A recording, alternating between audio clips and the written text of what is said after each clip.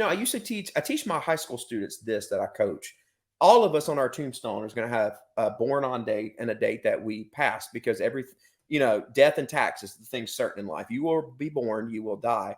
But that's not the thing that I really think your course does because there's something else on the tombstone that matters so much more. And what it is it's the dash in the middle. It's not the day we're born, the day we pass. It's the dash. And I really think people need to spend more time making your dash count. I always tell my students, what you do is preparing you to make your dash matter because one day the dash ends. That's right. And we all have an expiration date. And, only God has that predestination plan of when it happens. We don't know. And what is that thing that goes above your born and death day? Is that called an epitaph? Ooh. Or what's that thing called? Or just the born or the guy? I don't know. So it's like, in says. loving memory of, so-and-so, good father and sailor of the U.S. Navy. Is that an epitaph? I think so. I think you're right. We're going to go with epitaph, right? I Where's like my chat GPT? Yeah. So the dash is so important, but so is the epitaph. What kind of legacy are you going to try to leave behind? How do you want to be remembered? What legacy do you really want to leave behind? All of that legacy is going to be in the dash. And then the story that you wrote for yourself is going to be spelled out on that tombstone. And so I was talking about Josh underselling himself. He's Dr. Boyd, but in between November and we're in June, he has since gone to real estate school. He has a real estate license. Yep. You have written, a dozen offers? Yep, I have. If not more. You have negotiated with several sellers. Yep. You have secured a contract, closed the contract, funded the contract, gotten the project through almost all of the renovation. There. Yep.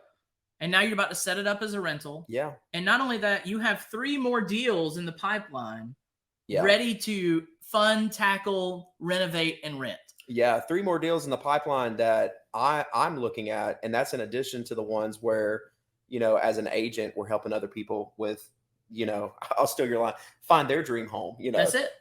If you help enough other people achieve what they want in life, you will too get what you want and need in life. That is a Zig Ziglar quote. Well, and it's so fun that you're talking about other people because you've encouraged it in the course, but this is a team sport. I think you've said it on this podcast. I think I say it almost every single podcast. And I'm still learning this. So number one, I would assume if you set it up similar, you're probably going to meet some financial friends, other people in the course, probably some collaboration. Yeah. That was huge because within our course, and I won't say all their names since I didn't ask their permission, but there was another real estate agent. There was one person that was taking Dream Life that was already an investor that was further ahead of me. I remember hearing a story and getting a chance to learn from these people and communicate. And then you encouraged us to go to a meeting. So I went to our first real estate investors meeting here, which took me years. This guy invited me to this meeting like 3 years ago. I was already a member of the Facebook group, silently stalking, but scared to show up. And it is funny. It has single-handedly changed my life by meeting other people who are in the game and inspire me to be better. And I think that's a huge part of what you do is connections. It takes community. And if you're trying to do this by yourself, you're just planning to fail. Or you're planning to achieve it in such a slow pace that you will either burn out or you will spend a lifetime trying to get there. You'll be like most of Americans that spend their life chasing retirement, and then they spend 62 years to get to retirement. And when they finally get there, they only have 8 to 10 years left in their life to really enjoy and soak up and try to get as much in that dash as they possibly can. You know what would have been really bad if I hadn't gone through Dream Life? I was aiming at nothing. I was chasing a different life at that time. The worst case scenario is, Eric, what if I had caught that life that I was chasing? Can you imagine me at 20-hour days nonstop for 20 more years? What would I look like? I got a lot of gray now. I'm half bald. But can you imagine, number one, what I would look like? Would my kids know who I am? Would I still be married?